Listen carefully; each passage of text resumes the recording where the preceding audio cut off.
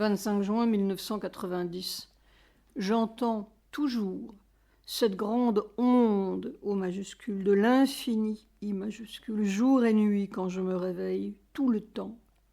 Le déroulement de l'infini. Parfois c'est si fort. Je ne vois plus la mer, mais on me donne le ressac de l'infini et éternel E majuscule. Une présence physique de l'éternel. J'ai des difficultés, mais on, O majuscule, me comble de sollicitude, S majuscule.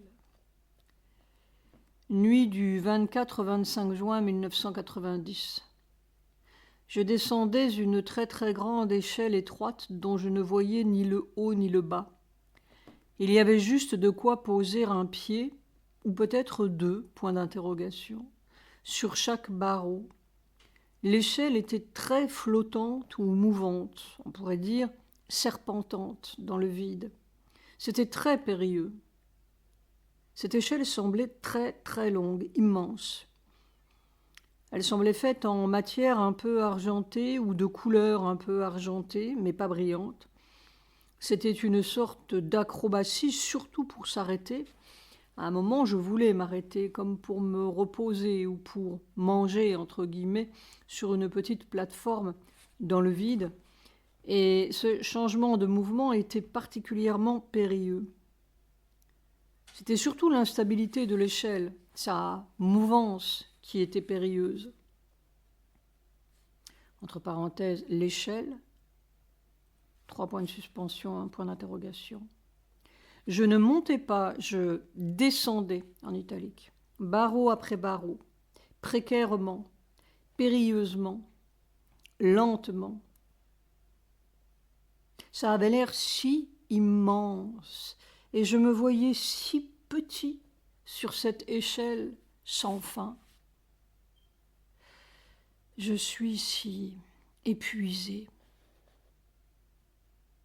Quelquefois, c'est la première fois, je me dis combien de jours on peut durer comme cela. C'est-à-dire que le vieux corps animal a cette sensation. Mais tout dépasse tellement les limites que je ne sais plus. Tout est possible et impossible. Ça durera ce qu'ils voudront. La technologie. Ils inventent des malheurs pour pallier le malheur, mais le prochain malheur sera mieux que le précédent, selon leurs calculs. Si nous avons le temps, nous inventerons le malheur parfait. 28 juin 1990, Lanka, Cachemire et partout. La terre est dans le tourbillon et la démence. Plus on descend l'échelle, plus c'est écrasant et compressant. Personne ne peut imaginer. De la foudre comprimée. Qu'est-ce qui restera de ce corps au bout? L'éternel et le vrai. Il n'y a que ça qui reste, toujours et dans tous les cas. Dans 2 mois, 25 août, il y aura 4 ans que je suis dans cette descente écrasante. Je descends l'échelle depuis 46 mois. C'est étonnant. Conversation avec Sujata. L'annonce de la guerre. La gourde qui contient la puissance. X va enterrer la gourde. Alors, qu'est-ce qui s'est passé, Sujata? C'était tout à fait vers le matin. Un rêve qui est très mélangé, mais je vous raconte un peu. Ça a commencé avec vous. J'étais très consciente que vous deviez prendre manque un mot, et que je devais chauffer le lait. Oui, ça a commencé comme ça. Alors, je me suis levée et vous étiez encore endormi. Curieusement, je vous ai vu dans ce bleu clair. Vous étiez encore dans votre lit, mais vous étiez en bleu clair et tout à fait tranquillement endormi. Entièrement vêtu de bleu? Non, couvert, demi-couvert, mais le haut était bleu clair et votre visage, vous étiez complètement endormi. C'était tranquille, mais je trouvais votre visage un peu blanc. Alors, je suis allée vers la cuisine pour préparer. Et là, j'ai rencontré Soumitra, Suprabha, mon frère aîné, et j'ai vu qu'ils avaient apporté du pain, très bon pain, doux comme tout. Je le voyais blanc, léger, comme ça, et c'était pour vous qu'ils avaient apporté tout ça. Enfin, je saute la suite parce qu'il n'y avait rien d'intéressant. Ensuite, je me suis trouvée dans une cour. J'avais la radio dans la main, je voulais écouter la nouvelle. C'était donc on, la radio marchait. Et puis j'ai entendu la voix de celle qui annonçait et je faisais des commentaires. Je disais « Vraiment, on peut trouver de meilleures voix que ça ?» Rire. Et au lieu de nous donner la nouvelle que je voulais écouter, elle disait que maintenant le ministre de l'Information allait annoncer quelque chose. Le ministre de l'Information a commencé et ensuite silence total. La radio ne fonctionnait plus. J'étais donc là avec la radio, j'ai dit « Mais qu'est-ce que c'est ?» Après, cette femme a recommencé à parler, j'ai cru comprendre quelque chose. Et puis j'ai cru comprendre qu'on attendait que les choses arrivent. Je n'ai pas saisi ce que tout ça voulait dire, mais c'était comme si, là derrière, il était question de guerre. Et comme j'étais dans cette cour, j'ai regardé, juste devant, il y avait... Devant toi? Non, il y avait un étage, second story, un deuxième étage. Il y avait une... Je vais vous faire un dessin, comme ça vous comprendrez. Attendez, je vais chercher de quoi dessiner. Pause. Voyez-vous, je me trouvais ici, Sujata dessine. Une cour. Je ne sais pas tout ce qu'il y avait derrière, là, et ici, un escalier qui montait. Il y avait, je ne sais pas ce qu'il y avait là derrière, mais ce que je voyais, c'était ça, l'escalier qui montait, et puis il y avait une chambre ici et une chambre juste là. C'était fermé donc. Je crois qu'il y avait une porte par là, probablement une porte là. Mais je ne voyais pas si bien parce que j'étais en bas. Et dans ma conscience, ça, c'était votre chambre et vous étiez là, Sujata montre, ici. Et j'ai vu tout à fait au coin, contre, presque adossé au mur, pas adossé mais debout, X. Il avait quelque chose aussi dans sa main. Alors, d'ici, il était au centre, entre les deux chambres. Pas au centre, il était plus près de la petite, de ta chambre à toi. Je ne sais pas, j'avais l'impression que c'était une salle de bain. Ah bon, et où était ma chambre à moi? Votre chambre, c'était la grande chambre, ici à droite. Ici, vous étiez là quelque part. X était en haut des escaliers. En haut de l'escalier, il y avait juste une sorte de petite véranda entre la chambre et cette salle de bain. Oui, oui. Et alors? Oui, juste un petit endroit ouvert comme une petite véranda. Et il se trouvait là, debout. Alors, d'en bas, j'ai appelé. J'ai regardé et j'ai dit « Est-ce que vous avez compris quelque chose? Quelle était la nouvelle ?» Alors, il m'a expliqué qu'il était bien question d'une guerre, que c'était la radio indienne et qu'on attendait les, comment dire, pas des vivres. Qu'est-ce que tu dirais en anglais? Je n'arrive pas à trouver le mot. Pas des renforts, ils attendaient des matériaux. Voilà, ils attendaient des matériaux. Donc, la guerre allait bientôt éclater, mais ils attendaient juste les matériaux pour déclarer que c'était la guerre. Mais la guerre n'était pas loin. Et évidemment, ces matériaux, c'est-à-dire toutes sortes de nourriture, plus que nourriture, c'était dans ma conscience, ce que j'ai cru comprendre, c'était pour nourrir les armements. Des munitions. Des munitions, oui, voilà. Il n'y avait plus que ça. Toutes sortes de matériaux qu'il faut pour faire la guerre. C'est ça qu'ils attendaient. Dès que ça arrivait, on commençait la guerre. C'était ça. Et puis la scène a changé tout d'un coup, juste après.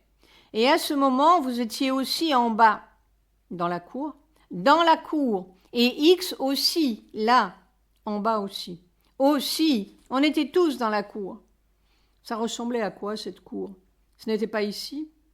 Non, je ne connais pas l'endroit du tout, je ne l'ai jamais visité.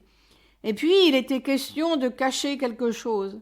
Cacher dans le sens d'enterrer. Et alors, vous parliez avec X, j'étais là comme un spectateur ou un témoin. Ça se passait entre vous et X, et alors, X vous a montré la chose qu'on devait enterrer. Et cette chose était un peu en terre, je peux dire. Et la couleur un peu café au lait, vous savez, un peu cette couleur luisante. Comme on fait en terre, un peu, pas tout à fait comme crockery china, vous savez, mais porcelaine. Porcelaine, oui, porcelaine, j'ai l'impression. Et ça avait cette forme, Sujata dessine. Un peu comme une fiole? Oui, peut-être. Mais c'était très joli, très joli. Comme une gourde? Comme une gourde, oui. Pas tout à fait une kuja, mais c'était grand. Ça avait, je dirais, cette hauteur, geste. 50 centimètres. C'est 50 centimètres, je ne sais pas. Oui. Alors, il vous expliquait qu'il y avait 1,5 dans l'autre. 1,5 quoi? Il vous montrait un pot, il y avait quelque chose dans le pot. Celui-là était plein, rempli.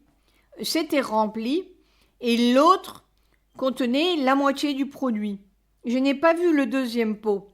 Le premier était plein, mais il le portait assez aisément. Et c'était, je ne sais pas quoi, parce que je n'ai pas vu, et on devait l'enterrer. Alors on est sorti de cette cour par une porte. Et puis il y avait une rue, un trottoir, une rue et puis une maison de l'autre côté. En fait, probablement plusieurs maisons. Et juste devant l'autre maison, X a commencé à regarder. Il a dit, voilà, c'est ici qu'on peut creuser et mettre. Mais en attendant, ça a alerté les gens, ils sont venus. Alors on a pensé que ce n'était pas là qu'on devait le faire, mais ailleurs. On est allé par là, il y avait la place pour enterrer. De l'autre côté de cette maison. De cette maison, ce côté.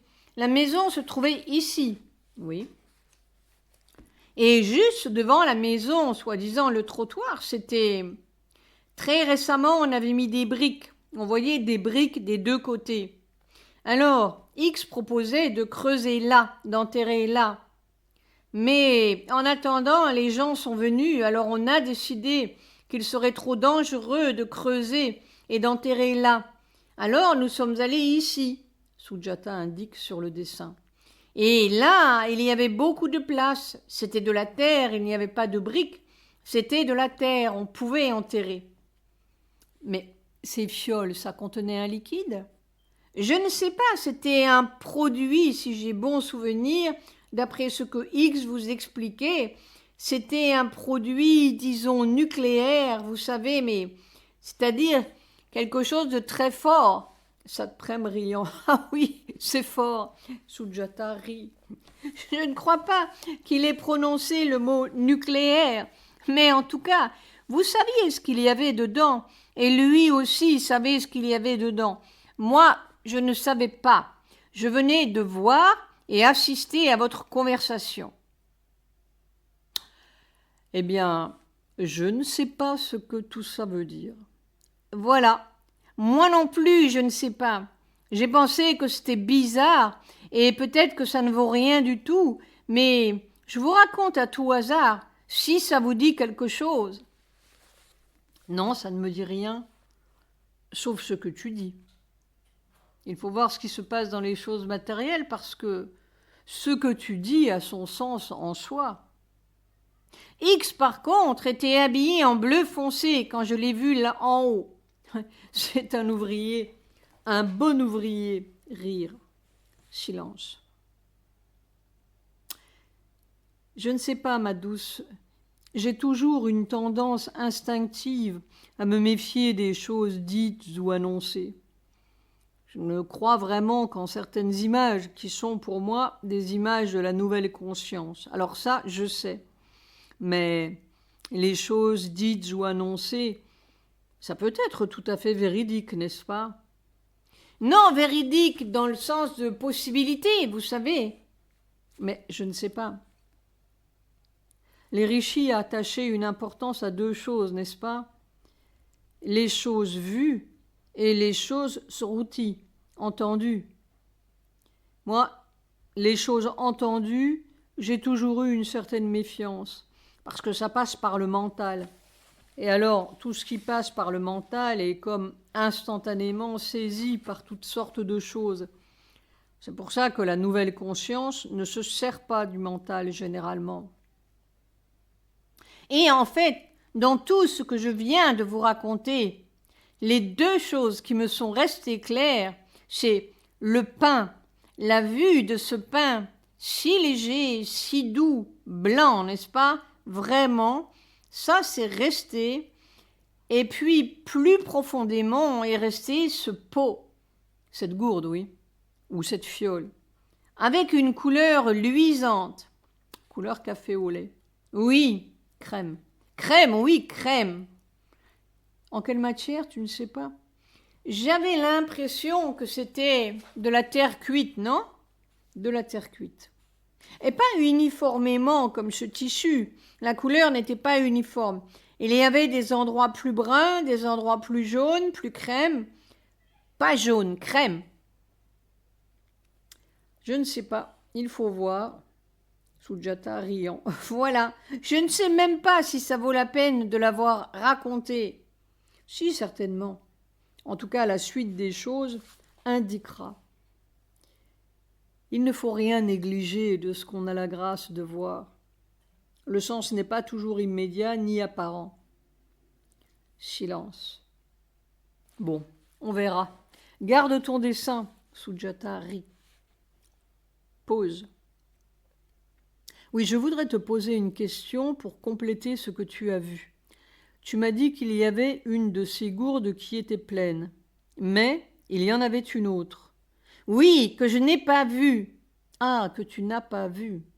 X vous expliquait que c'était là et que c'était à moitié plein. Mais c'était le même genre de gourde ou quoi? Tu n'as pas vu. Exactement. Je n'ai pas vu, mais dans ma conscience, c'était identique.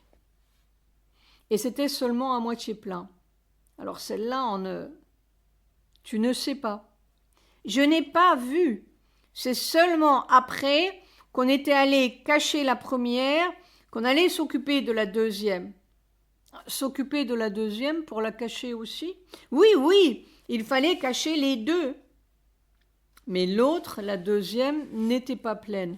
Non. Identique? Identique. C'est tout ce que je voulais. Je voulais simplement... Je ne sais pas si, quand je vous ai parlé, j'ai dit clairement qu'il y avait le lien entre ce que j'écoutais à la radio et puis le fait qu'on voulait cacher. Il y avait un lien, parce qu'avant que les choses commencent, il fallait cacher ça. Avant que les choses commencent. La guerre ou quoi, les hostilités. C'est pourquoi on cherchait à cacher cette chose précieuse. Tu as idée de ce que c'est, cette chose-là? Tu as une sensation? Non. La seule chose que j'ai sentie et que j'ai comprise plutôt que sentie, c'était que c'était quelque chose de très puissant. Cette chose avait l'air innocente, n'est-ce pas? La gourde? Oui, la gourde avait l'air innocent, mais ce que ça contenait, c'était très puissant, presque comme radioactif, si vous voulez, aussi puissant que ça. Voilà, C'est tout. Je me posais des questions sur cette deuxième, ce que ça représente. Une, j'aurais bien compris. Mais deux, ça, je ne sais pas. Pas vu. Tu n'as pas vu la deuxième, mais tu savais qu'il y avait une deuxième. Oui. Bon. Juillet. Chronologie des événements mondiaux. 2 juillet. Yougoslavie. Les délégués de souche albanaise du Parlement du Kosovo déclarent cette province unité indépendante égale aux autres républiques yougoslaves. Arabie saoudite. 1426 pèlerins musulmans trouvent la mort dans le tunnel de la Mina, près de la Mecque, à la suite d'un mouvement de panique provoqué par une panne du système de ventilation. 5 juillet. Somalie. 62 personnes sont tuées dans un massacre à Mogadiscio lors d'un match de football auquel assiste le président Siad Barre. 7 juillet. Albanie. Alors que 4 à 5 000 Albanais se sont réfugiés dans les ambassades européennes à Tirana, le gouvernement dénonce en termes virulents les ingérences étrangères dans les affaires intérieures de son pays. 8 juillet, Tchad. Pour la première fois depuis 1962 et après une longue guerre civile, les Tchadiens se rendent aux urnes pour élire un nouveau parlement.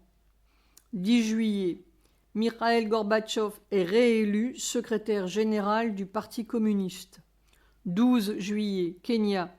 22 personnes ont trouvé la mort depuis le début des troubles qui ont commencé le 7 juillet et se sont étendus à plusieurs villes de province. Soudan, Libye. Les représentants des deux pays signent à Khartoum un accord d'intégration considéré par les deux partenaires comme un prélude à l'unité arabe globale. 15 juillet, Inde.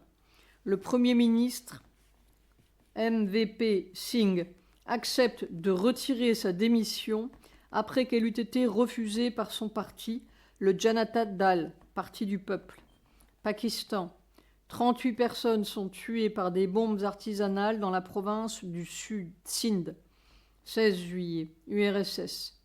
L'Ukraine déclare sa souveraineté. Philippines. Un violent tremblement de terre fait 2000 morts dans l'île de Luzon. 19 juillet, Arabie saoudite. Après une brusque montée de la tension entre l'Irak et le Koweït, plusieurs pays établissent des contacts en vue du règlement du problème des frontières entre ces deux États. L'Irak accuse le Koweït de lui voler du pétrole et de grignoter son territoire. Afrique du Sud. À Pretoria, noirs et blancs pourront utiliser les mêmes bus. 22 juillet, USA. 400 000 hectares de forêt en feu. 24 juillet, URSS. Le gouvernement décide de négocier un nouveau pacte fédéral entre le centre et les républiques de l'Union soviétique. 25 juillet, Liban. L'artillerie israélienne bombarde les positions du Hezbollah pro-iranien. 27 juillet, Trinité et Tobago. L'organisation musulmane radicale Jamaat et Muslimin déclenche une tentative de coup d'État et prend en otage le Premier ministre Arthur Ray Robinson. URSS. La Biélorussie est la 11e République à proclamer sa souveraineté. OPEP. Sous la pression de l'Irak et de l'Iran, le prix minimal de référence du baril de pétrole passe de 18 à 21 $. 29 juillet, Indonésie. L'armée lance une vaste offensive contre des fauteurs de troubles à Aceh, bastion de l'orthodoxie islamique de la grande île de Sumatra. Libéria. 600 civils, en majorité des femmes et des enfants, sont massacrés dans une église par des soldats. 30 juillet, USA.